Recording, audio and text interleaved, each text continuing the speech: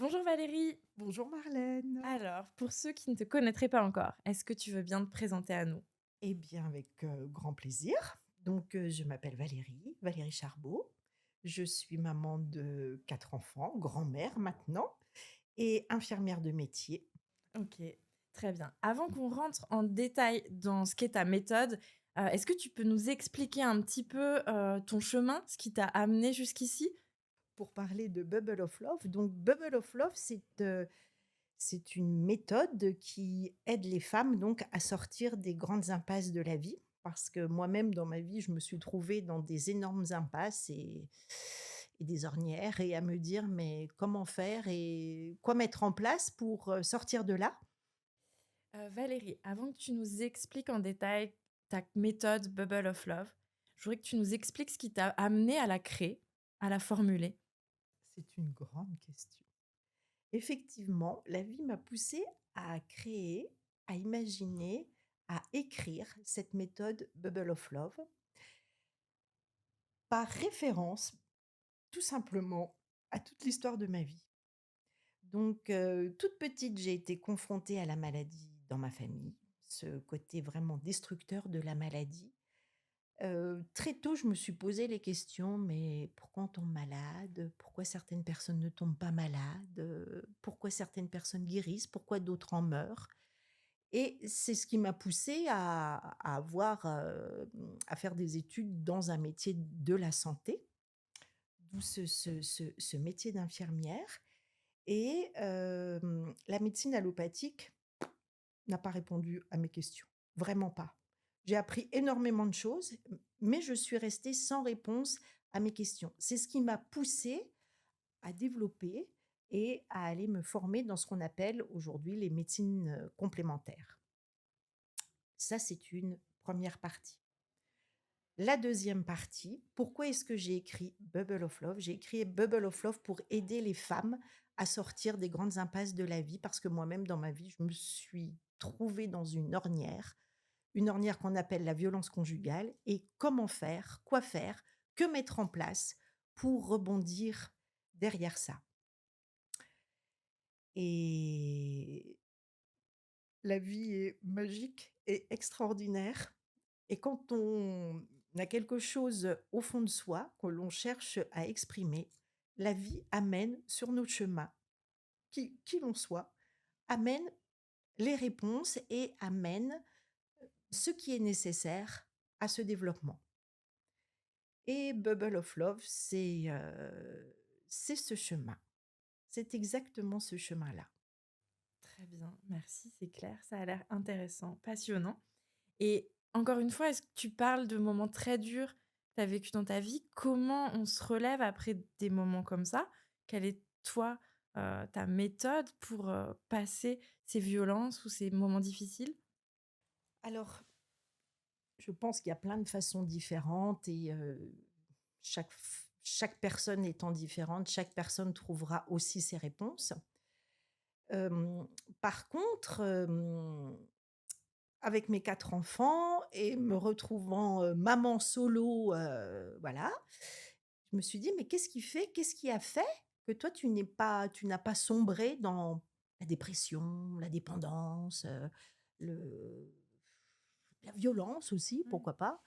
Qu'est-ce que quel chemin, qu'est-ce que j'ai suivi? Qu'est-ce que tu as trouvé au fond de Qu'est-ce toi? que j'ai trouvé au fond de moi? Et en fait, ce qui s'est passé aussi, c'est que de par mon métier d'infirmière, eh bien, j'ai souvent accompagné des familles, heu, des personnes qui étaient hospitalisées pour, problèmes d'alcool, problèmes de toxicomanie, violence et cetera et je les ai accompagnées donc j'ai aussi appris beaucoup, à ce contact. Et quand je vivais moi-même cette vie de couple complètement destructive, heu, quelquefois je sortais du travail en me disant: «Tu donnes de bons conseils aux autres, mais pour toi, c'est beaucoup plus compliqué» et en fait, j'ai pris le temps de réfléchir à ce que premièrement à réfléchir, ce qui fait que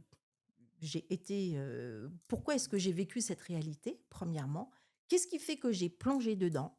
Et qu'est-ce qui fait que j'ai pu peu à peu, enfin, que j'ai pu ensuite rebondir. Voilà.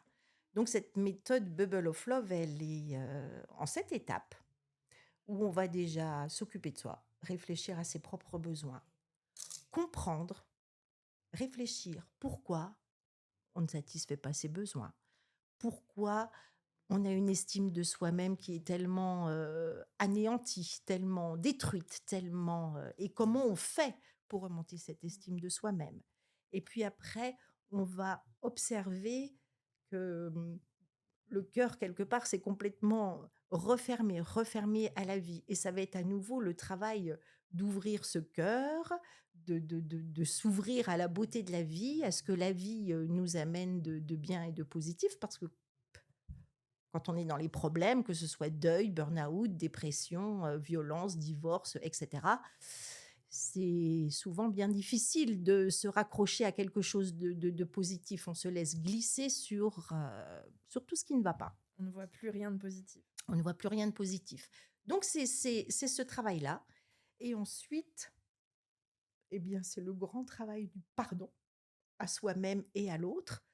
Et quand on a franchi ces 7 étapes, que ce soit pour des petites ou des grosses ornières, eh bien, on renaît. On devient finalement quelqu'un de différent. L'extérieur n'a pas changé, mais à l'intérieur de soi, tout est différent. Et on va venir rayonner, ouvrir quelque chose de nouveau, un nouvel espace qui va nous permettre de voir la vie différemment et de l'apprécier différemment. Ok, donc si je comprends bien, Bubble of Love, ça reprend les 3 grandes dimensions, c'est ça? Alors, Bubble of Love, en fait, dans Bubble of Love, effectivement, il y a 3 grands axes. Il y a cet axe de la méthode qui va venir observer, comprendre comment fonctionne notre mental, comment fonctionne notre cerveau. Et ça, c'est aussi fondamental pour pouvoir faire des prises de conscience et pour pouvoir se prendre en main soi-même. Ça, c'est le premier grand axe, Le mental. le mental. Le deuxième grand axe, c'est le corps. Notre corps a une mémoire, notre corps sait, notre corps est intelligent. Et s'occuper de son corps, c'est aussi, bah, c'est aussi le nourrir, se faire du bien, c'est aussi libérer plein d'émotions, etc. Donc, on va aller travailler, explorer le corps avec le yoga. Mhm. Ça fait 10 ans que j'ai été me former en tant que prof de yoga. Et donc, pour moi, le yoga, dans ces périodes de vie difficiles, je me disais, si je n'avais pas le yoga, je crois que je plongerais vraiment. Hmm.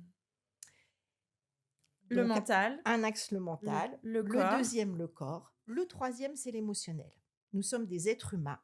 Nous sommes faits d'émotions. Voilà. La vie, c'est pas linéaire. C'est tout le temps en dents de scie. C'est normal. C'est parfaitement normal. Mais notre émotionnel, parfois, est mis à très, très, très rude épreuve. Et donc, on va aller explorer l'émotionnel grâce aux huiles essentielles, à l'aromathérapie. Et les huiles essentielles, la quintessence des plantes, c'est un trésor pour venir soutenir les petites plantes que nous sommes nous-mêmes. Et c'est absolument... c'est comme une bonne copine. C'est vraiment puissant. Et on travaille aussi ce côté émotionnel avec la libération des mémoires cellulaires, c'est-à-dire nos cellules engramment, ont une mémoire qui fait que tant que l'on n'est pas allé s'occuper de ces mémoires, tant qu'on n'est pas allé les libérer, eh bien la vie va nous challenger et va venir nous donner des petites tapettes sur l'épaule ou des coups de pied aux fesses pour nous dire « Eh ma cocotte, ça tu dois t'en occuper ». Et toute cette libération émotionnelle, eh bien, permet également un nouvel équilibre intérieur. Donc 3 grands axes, le mental, le corps et le cœur. On pourrait résumer ça en cerveau, cœur, corps, les 3 C, par exemple. Voilà. Pour moi, c'est vraiment un être humain est composé de ces 3 choses. Et si on s'occupe que d'une seule, par exemple, certains vont faire du sport à Mm. outrance, Sans traiter leurs émotions. sans traiter leurs Mhm. émotions, il manquera quelque chose. Mmh. D'autres vont suivre des psychothérapies, des coachings, etc. Mais, par exemple, le corps restera figé, Mmh. sans mouvement. Il va manquer quelque chose. Ou l'inverse, enfin voilà, vous avez compris Ouais. le processus. Donc si on ne s'occupe que d'une chose, eh bien les 2 autres se retrouvent en déséquilibre. Et par mon histoire de vie, par, mon métier, par, le soin, je suis arrivée aujourd'hui à me dire que vraiment ces 3 dimensions, enfin que c'est indispensable de s'occuper de ces 3 dimensions. Mmh. Sans ça, il manque vraiment une grande clé. Ouais, c'est vraiment une méthode complète que tu proposes. Voilà, exactement. Et donc, moi, là, si je traverse une crise, par exemple, ou pour n'importe qui traverserait un moment difficile, pourquoi j'irais me tourner vers Bubble of Love plutôt qu'autre chose? Eh bien, parce que, premièrement, c'est enfin, à mon sens, c'est complet. Parce que deuxièmement, c'est, fait, créé par, une personne qui a expérimenté. Ce n'est pas, ce, ce ne sont pas des concepts as abstraits. C'est vraiment une expérience de vie que je suis à même de partager. Ça, c'est la deuxième chose et la troisième chose parce que, Bubble of Love aussi se décline sous différents, aspects. C'est-à-dire ça peut être, une forme d'accompagnement donc, au cabinet où je travaille à Montpéreux. Ça peut être alors ça, c'est des accompagnements d'une heure et demie et puis après, on espace les séances, à un certain rythme en fonction du but que l'on veut atteindre. Le deuxième axe, eh bien, ce sont des stages en immersion complète de 3 jours où on va, faire un approfondissement et où on va aller, creuser vraiment et on va aller au cœur du problème et au cœur de sa transformation intérieure. Et le troisième axe, eh bien, ce sont les escapades transformatrices. Donc là, on part à l'étranger, on part dans le désert, on part dans la vallée des Roses, on part sur un catamaran dans les Caraïbes. Et là, il se produit déjà un switch au niveau du système nerveux. Et ensuite, dans un milieu qui n'est pas le nôtre, eh bien, on vient explorer son intériorité, on vient explorer son corps, on vient apprendre, cadrer son mental et on rentre différent. C'est bien plus que de simples vacances. Ce sont des ce que j'ai appelé des escapades transformatrices. Très bien. Donc en fait, on peut venir chercher une solution auprès de toi par différents moyens, par différents biais. Par différents biais, exactement. OK, des accompagnements où vraiment on va plus loin avec toi jusqu'à une escapade.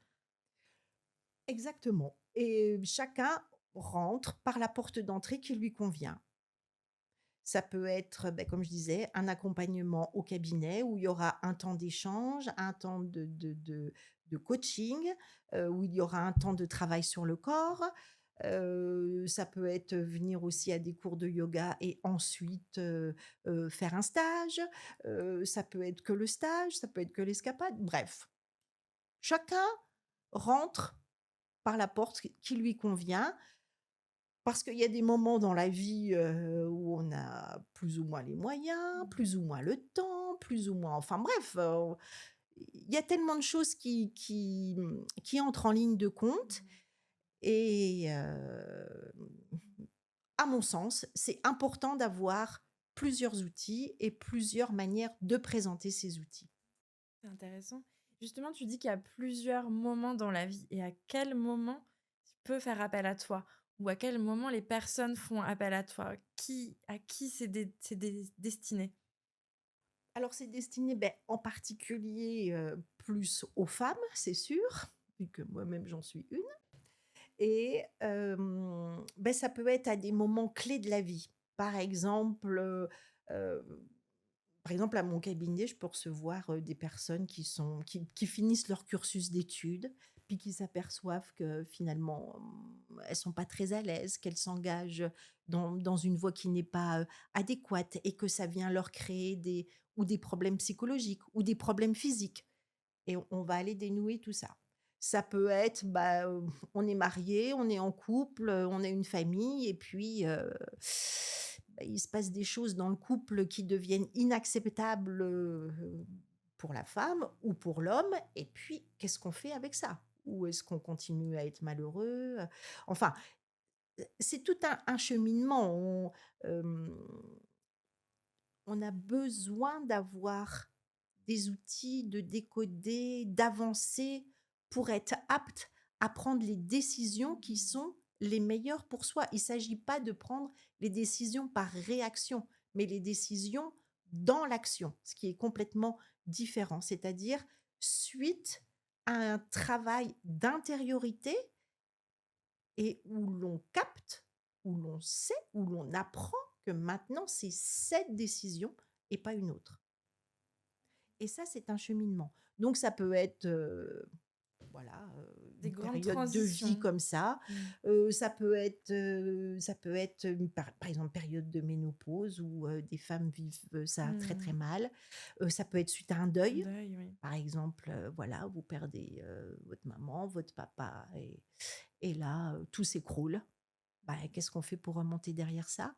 Ça peut être, le burn-out. Pourquoi on donne tout dans le travail? Qu'est-ce qui fait qu'on a tout donné comme ça jusqu'à s'écrouler par terre? Voilà. Ça peut être une dépression. Qu'est-ce qui fait qu'on se laisse glisser sur la dépression? Et et et tout ça, par exemple, dans le cas d'une dépression, peut être bien sûr complémentaire à un suivi, psychologique, à un Oui, traitement si besoin. médicamenteux et cetera. Et puis et puis, ça peut être aussi quand finalement dans la vie, tout va bien, tout va bien, mais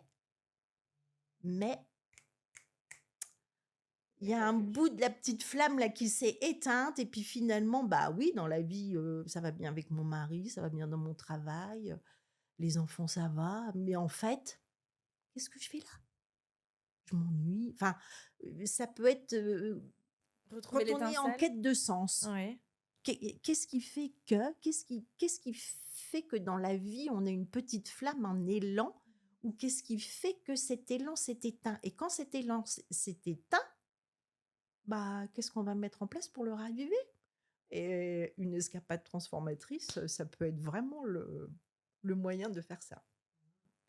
Alors j'imagine que tu as vu des étincelles se rallumer ou tu as vu des transformations, se produire puisque ton accompagnement, aide les gens et tu as l'air, investi. Est-ce que tu peux nous en parler un petit peu ou Ça nous me donner ça une me donne des frissons. nous donner un exemple ou une situation qui t'a marqué? Oui, bah, il y en a plein. Il y en a plein et c'est ça qui est magique. C'est ça qui est magique. Moi, vraiment, c'est ce que j'adore et c'est pas quelque chose que j'adore comme on aime, je sais pas moi, un gâteau au chocolat ou un melon ou des fraises. C'est quelque chose qui vient, faire vibrer le cœur et qui m'émeut en profondeur. Moi, quelquefois, quand je reçois des messages, je suis là: «Waouh!» mais et j'ai beaucoup de gratitude pour ça parce que je trouve que c'est complètement magique et merveilleux. C'est ta mission quelque part? Ça te nourrit de voir ces gens se transformer à Ça tes me côtés? nourrit complètement, ça me nourrit, ça me met dans un état d'énergie, très élevé, ça vient me dire: «Ah bah, oui, tu es sur le bon chemin». C'est quand même beaucoup de travail et beaucoup Mmh. d'investissement donc ça vient me dire: «Beh, tu vois, tout ce que tu as mis en place, tout ça, c'est maintenant c'est porteur». Mmh. Et ça, c'est magique et moi, je remercie la vie de m'avoir poussée dans mes retranchements et d'avoir amené sur ma route un tas de personnes, un tas de rencontres qui ont fait que j'ai pu aussi, Que ce soit remonter possible. la pente, faire cette méthode, me former au yoga, enfin bref, plein de choses quoi. Tout ça, c'est une longue histoire. On pourrait écrire un livre. Peut-être un jour, Valérie. Peut-être un jour. On le lira. Donc dis-nous, est-ce que tu peux nous raconter concrètement quelques moi ça m'intrigue, quelques transformations ou des choses que Quelques des transformations, alors accompagnements forts que tu aurais du plus simple au plus puissant, bah, ça peut être tout simplement, par exemple, au cabinet. ouais. Donc on va travailler sur le corps physique. Une personne a une super douleur dans la hanche, les ovaires, a des cycles complètement perturbés. Bah, voilà, on fait une séance, en reboutement, en réflexologie plantaire, parce que ça on n'a pas parlé de toute mon activité. Et elle me renvoie un message 4 jours après: «Ah mais j'ai eu encore mal pendant 2 jours». Ça, je sais que le corps a besoin d'un temps pour se rééquilibrer, donc je préviens toujours les personnes de cet effet-là, ça peut arriver. Et elle me dit: «Depuis, je monte dans ma voiture comme de rien. Je n'ai plus aucune douleur. J'ai eu 0 douleur au moment de mon cycle». Donc Je lui là, dis: un «Merci la vie». soulagement Un physique, une soulagement quand vous n'avez transfor plus mal quelque part, quand le cycle arrive et que vous êtes pas dans vos retranchements au fond du trou, ça change la vie. mmh. Voilà, ça pour, ça. Heu, Transformation physique là. Transformation physique, par exemple au yoga, beh, Mmh. transformation physique ou transformation émotionnelle. Des Mmh. personnes qui me disent: «Ah mais depuis que je viens au yoga, mon mari me dit, "Ah mais ça y est, tu plus stressée, Mmh. c'est" Un et apaisement. un apaisement. Et du coup, beh, il se crée aussi quelque chose, il y a de la place pour autre chose dans le couple. Ça peut être, j'ai plus de troubles du sommeil, je dors Mmh. super bien.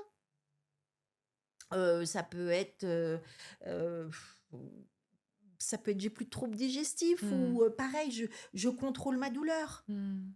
Voilà, beaucoup de choses. Et puis dans les escapades, c'est Oui. là on vit ensemble. Et dans les escapades, il se passe des choses, extraordinaires. Et par exemple, là, beh, la dernière fois, il y a une dame, elle m'a dit, j'ai compris que je devais arrondir, les angles de ma personnalité plutôt que de me faire mal au corps. C'est une prise de conscience énorme. Voilà, qu'est-ce qui j'en ai plein d'autres. Hem, des personnes qui vont venir déposer une tristesse qu'elles ont dans le cœur depuis des années. Et elle découvre cette joie intérieure. Je pense à une autre personne qui m'a aussi dit ça, qui m'a dit: «Mais, je depuis que je suis revenue, j'ai j'ai la joie, tout va bien dans la vie, je me réveille avec le sourire, je gère mes soucis». Effectivement, on dirait qu'on revient transformé de tes escapades. Moi, ça m'intrigue un peu. Qu'est-ce qui se passe? C'est quoi ces escapades transformatrices avec toi? Concrètement, qu'est-ce qu'on fait? Alors concrètement, eh bien, on prend l'avion, OK.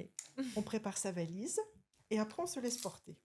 C'est-à-dire que tout est organisé. Donc moi j'ai 2 grands axes au Maroc, donc le désert. Donc évidemment, c'est pas moi qui vous guide dans le désert, hein, sinon je vous perdrais. Donc là, on part avec, des berbères et une équipe, vraiment, une belle équipe qui nous emmène dans le désert.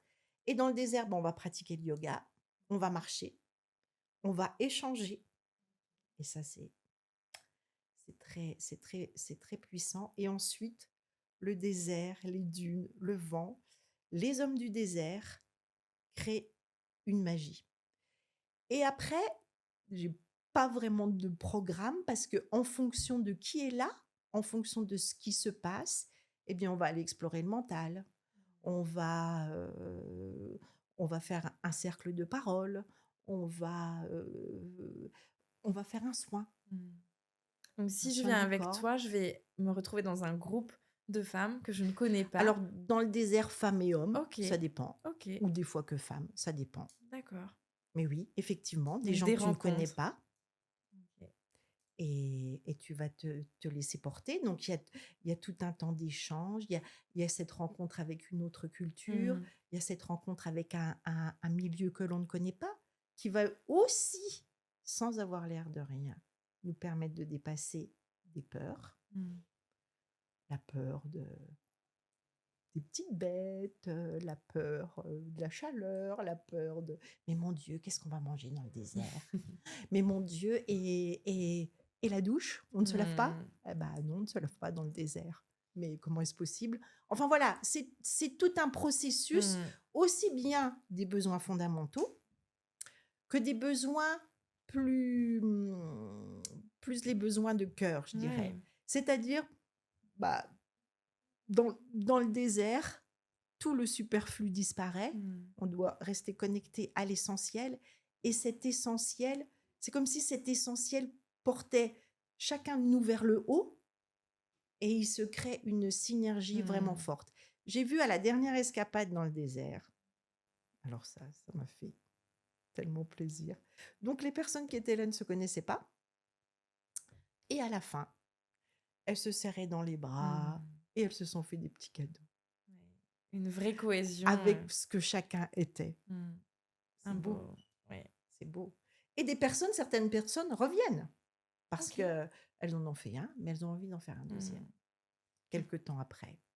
Donc on s'allège, on revient plus léger, mais plus fort aussi. C'est ça, Mmh. c'est ça. Très chouette, ça donne envie.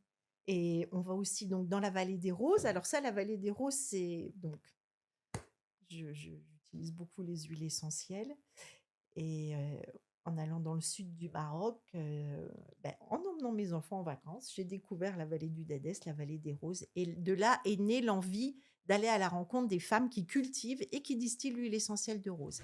Et là donc, c'est ce que l'on fait. On va, dans la vallée des roses. Là, c'est plus pour les femmes et où on va venir vraiment travailler notre féminin sacré. C'est-à-dire, qu'est-ce qu'on entend sous féminin sacré? C'est-à-dire notre force et notre puissance de femme grâce à l'huile essentielle, grâce au yoga, grâce à l'exploration du mental et grâce à une amie là qui m'accompagne et qui elle est chamane et qui s'occupe de tout l'aspect énergétique. Et là, c'est pareil. Vous déposez vos vieilles mémoires, vos vieux trucs et vous repartez allégé. En plus, on dort dans un bel endroit et tout. On mange très bien. On visite des choses aussi. On va à la rencontre de femmes marocaines inspirantes qui ont eu envie de changer leurs conditions de vie. Et donc, c'est très inspirant de voir que dans d'autres cultures aussi, ça bouge. Et ça vient nous donner l'impulsion justement de nous aussi nous mettre en mouvement, en action pour se dire, «Eh, attends là, le temps de la vie est court. Qu'est-ce que je veux vraiment? Qu'est-ce que je veux vraiment vivre? Qu'est-ce que je veux vraiment expérimenter?» Mmh. Et c'est cette exploration. C'est vraiment une Une exploration. exploration, oui, c'est plus qu'un voyage. Ça semble inspirer du mouvement et oui, une transformation chez les personnes à tes côtés, en tout cas. Voilà, avec ce qui se produit là. Mmh. Avec ce qui se produit là. Et ce qui est aussi absolument magique, c'est que les personnes qui font partie de ces escapades ne se connaissent pas au départ. Elles Et créent des font des liens liens. pendant le séjour et à leur retour, elles sont très demandeuses. Mais enfin, réunis-nous, on a envie de se revoir et Mmh. elles communiquent entre elles et elles, vous voyez, c'est quelque chose, c'est quelque chose de Qui profond. reste, oui. Oui, Ouais, oui, c'est ouais, pas ouais, on n'est pas dans le voyage superficiel, on sent bien que c'est ce qui profond, t'anime est bien au-delà. voilà. Et puis dans les Caraïbes, bah, ça c'est une autre aventure. Donc là, on monte sur un bateau, sur un beau catamaran et on va naviguer d'île en île. Donc là, on est avec l'élément eau qui représente le féminin, les émotions. Et pareil, on marche sur les îles. On va d'île en île, on navigue d'île en île. Tous les jours, on pose, on s'installe au mouillage. Et ensuite, on va visiter l'île en question. Et on pratique le yoga. Et on pratique la connaissance de soi sur le bateau, ou sur une plage, ou en haut d'un sommet.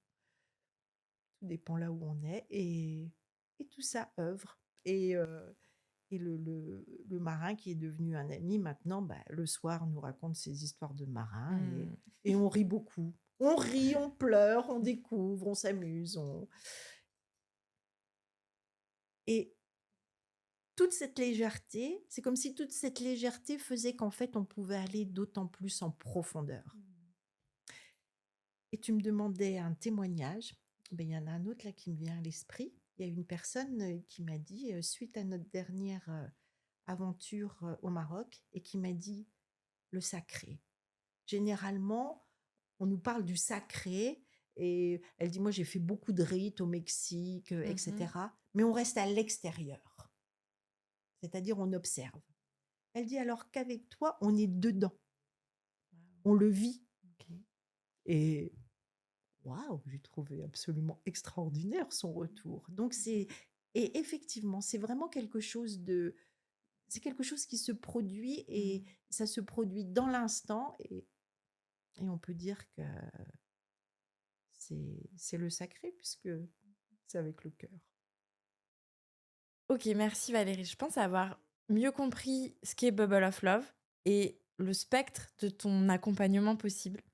Ce qui m'impressionne, c'est comment tu en es arrivée là et j'aimerais encore que tu nous parles encore un petit peu de tout ton parcours de vie. Mon histoire de vie. Oui. Eh bien, comme je disais donc, cette maladie de ma mère qui est venue créer vraiment une faille dans la famille, Mmh. ma petite sœur qui était, pleine d'eczéma, ma maman qui essayait de la soigner, autrement hem, que par l'allopathie. Donc ça a déjà éveillé ma conscience qu'il y avait peut-être un moyen de s'occuper de soi différemment que par les médicaments. Très tôt donc. Donc très tôt, moi j'avais une dizaine d'années et puis, de voir, de voir ma mère malade et cetera, bon, pour moi, ça a été un déchirement parce que j'ai compris très vite, qu'un jour elle allait mourir, beaucoup trop tôt et donc c'est comme si ça me donnait un côté précieux de la vie. Mmh. Comme si comme si il fallait vivre intensément chaque moment et je me disais des fois en tant que jeune, adolescence, 13 ans, 14 ans, je me disais: «Mais mon Dieu, elle aura jamais le temps de me transmettre tout ce qu'elle a à me transmettre» et donc j'avais un côté, d'urgence, Urgence de vivre. d'urgence et puis à l'intérieur de moi, depuis toute petite, j'avais envie de soigner. Je disais à ma mère: «Quand je serai grande, je serai docteur, j'irai soigner les enfants en Afrique» et elle, elle me disait: «Je t'amènerai des petites cuillères» parce qu'ils ont les médicaments, mais ils ont pas les petites cuillères. Enfin voilà, donc tout ça a Mmh. fait m'a conduit sur ce chemin d'infirmière et du soin et comme je te disais, l'allopathie n'a pas répondu à toutes mes questions et comme je suis arrivée donc dans ce pays, de Franche-Comté, que j'ai pu exercer mon métier en Suisse, en Suisse, il y avait beaucoup d'offres de formation et ma porte d'entrée a été la réflexologie plantaire. Mais ça, il y a 30 ans. À l'époque, on passait un peu pour, l'hurluberlu du coin de masser les pieds des gens. Mais mon Dieu, qu'est-ce que ça peut bien faire les pieds, c'est grand, c'est petit, il y a des virus, ça pue.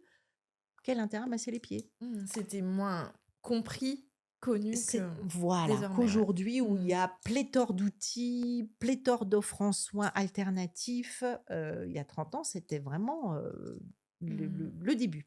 Donc c'est l'histoire familiale de la maladie qui t'a vraiment lancé, donné ce besoin, cette envie de d'aider, d'accompagner? D'aider, d'accompagner, de soulager Ouais. et après la mort de ma mère donc, j'avais qu'une envie, c'était partir. Donc j'ai mis mon sac sur le dos et je suis partie faire un tour du monde, toute seule. Et avec très peu d'argent, mais du temps. Donc j'avais le temps d'observer comment on vivait en Asie et là, j'ai découvert une autre gestion du temps. J'ai découvert une autre approche du corps. Il y avait des écoles de massage partout, à Bangkok, enfin, c'est très connu maintenant. Heu, En Inde, j'ai découvert des gens qui faisaient du yoga, qui méditaient, qui passaient du temps dans un ashram. Je me disais: «Mais qu'est-ce que c'est qu'un ashram?» Moi, je connaissais rien du tout.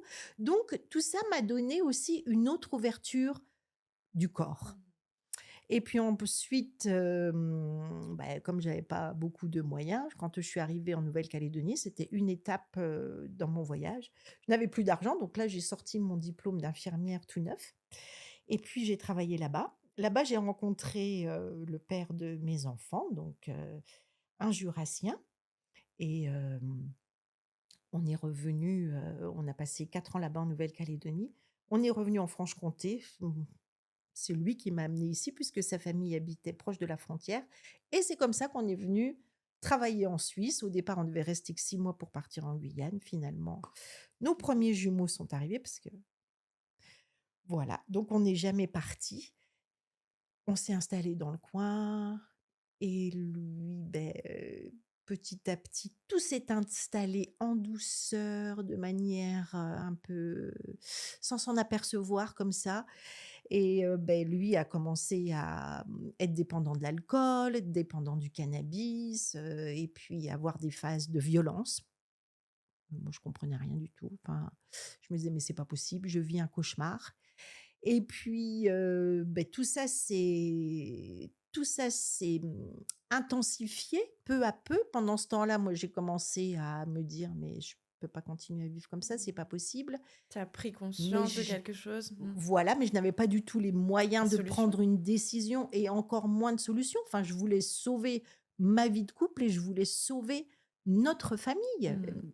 Mais le père de mes enfants, lui, ne voulait pas, se mettre en action pour un traitement ou quoi que ce soit. Enfin voilà, et ça a été la grande descente aux enfers, jusqu'à un beau matin où je me suis retrouvée KO par terre et là je me suis dit: «Là, là il faut partir». Enfin, je vous passe les détails.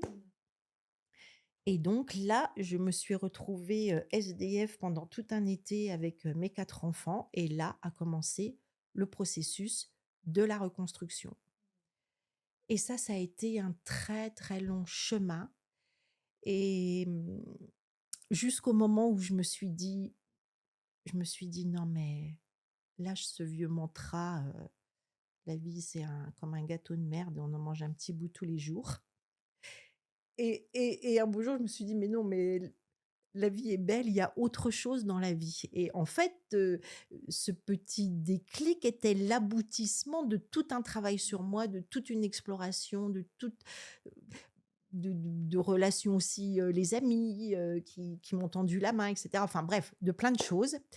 Et suite à ça, je me suis dit: «Mais là, il y a quelque chose à faire», quand on entend, le nombre de femmes violentées, ce nombre qui augmente, chaque année, le nombre de femmes, tuées par leur mari, et je me dis: «Mais c'est juste pas possible là, il y a aussi un message à apporter aux femmes et dire: "Mais, réveillez-vous, regardez ce que vous vivez, ouvrez votre conscience".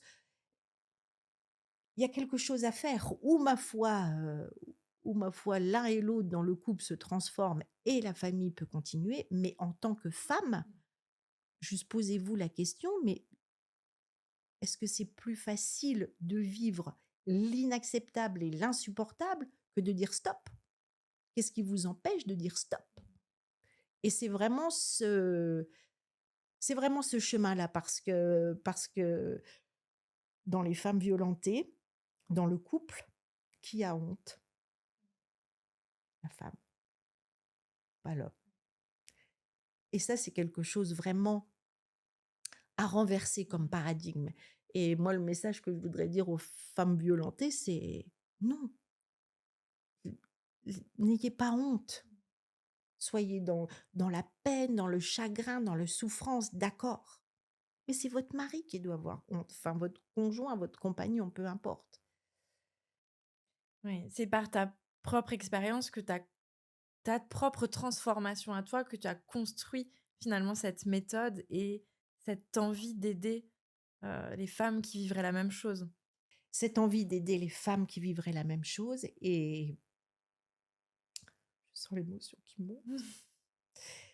Pour premièrement les enfants, parce que les enfants souffrent aussi, Mmh. beaucoup, et c'est dur pour eux. Et puis pour l'homme, parce que, je veux dire, on dans la vie, on n'est pas violent comme ça par Mmh. hasard. C'est qu'il y a une histoire, c'est qu'il Mmh. y a quelque chose.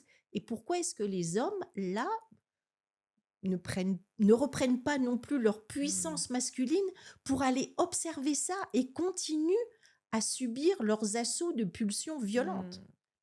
Et c'est aussi pour réunir, ce masculin et ce féminin, parce que dans un couple, on est 2, et et et c'est pour venir réparer ça, Ouais, quoi. pour réparer tout le monde en Pour fait. réparer tout le monde, Mmh. bien sûr. Pas uniquement la femme. La femme, quand elle, enfin, je veux dire, n'importe quelle femme a Mmh. envie de sauver son Ouais. couple et de sauver sa famille. Donc, À l'école d'infirmière, j'ai appris, hein, les femmes battues, tatati tatata. Moi, je me souviens très bien au cours, j'avais, 18 ans, 19 ans. Je me disais: «Purée, alors moi jamais ça m'arrivera. Mmh. Si un jour un homme me lève la main dessus, je prendrai ma valise et je m'en vais». Ça m'est arrivé, j'ai jamais pris ma valise. Il m'a fallu 8 ans pour prendre cette décision.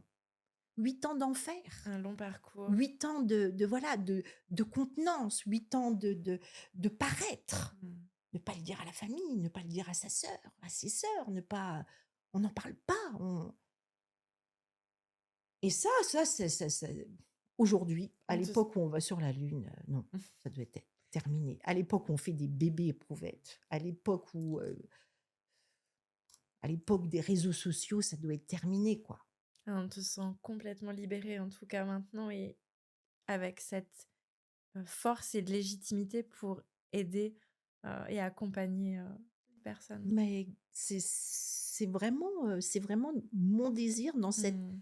ce que j'appelle cette troisième partie de ma vie, hein. La Mmh. première partie, enfance, adolescence, jeune adulte. La deuxième partie, vie de famille, mère, couple et moi ma troisième partie là où, je suis, bah, grand-mère, où j'ai appris plein de choses, et cetera. Eh bien transmettre ça, La transmission. la transmission. Merci beaucoup Valérie pour ce témoignage, ce temps où tu nous as expliqué, partagé, transmis tout ce qui t'anime, ce qui t'inspire avec beaucoup, d'émotion, de passion, d'authenticité. Merci beaucoup. Est-ce que, comment on peut te retrouver? Comment on peut te suivre? Comment on peut te contacter? Eh bien, par téléphone. Sur le site internet www.bubbleoflove.fr, sur, ma page Instagram, bubbleoflove25 et sinon, beh, à Montpéreux, au Mon Bien-être, voilà, cabinet. Est-ce que, tu aurais envie de partager quelque chose pour finir? Tu as un mot, quelque chose que tu veux ajouter? Qu'est-ce que oui, je voudrais dire que, n'attendez pas. Quand quelque chose ne va pas dans la vie, quand on se sent submergé par ses émotions, quand, les difficultés de couple arrivent, quand la violence s'installe dans une famille, dans un couple, n'attendez pas. N'attendez pas. Parce que en fait, le fait d'attendre reste finalement une fuite en avant et c'est notre ego qui nous freine là-dedans. Donc je sais, je sais qu'il faut beaucoup de courage et beaucoup de force intérieure pour faire ces démarches sur soi, mieux se connaître. Il faut beaucoup, beaucoup de courage. Mais n'attendez pas parce que tout s'installe, tout s'aggrave, tout se péjore. Et c'est important de s'écouter, c'est important d'observer, c'est important de venir prendre soin de soi, de venir se guérir, guérir, et de ne pas se soigner, soigner. Donc on n'attend pas, on en parle à quelqu'un, à toi. Avec grand plaisir. Venez, venez faire une escapade, venez vider votre sac, venez trouver des outils, venez trouver des pistes qui qui ne vont rien changer à la réalité, qui vont uniquement changer votre regard sur la vie. C'est ça qui est fondamental, de changer son regard sur la vie. C'est beau. Est-ce qu'on s'arrête sur ça? Eh bien, j'aurais juste envie Une de autre dire une phrase? petite phrase qui m'a beaucoup portée pendant toute ma vie. C'est: «Car la vie est un bien perdu quand on n'a pas vécu comme on l'aurait voulu. Donc, ne gâchez pas ce bien. La vie est trop belle pour être perdue, pour être gâchée». On va retenir ça. Merci beaucoup Valérie. Merci beaucoup Marlène. À Un bientôt. immense merci à toi d'avoir ouvert ce champ des possibles. À bientôt. Merci, bientôt.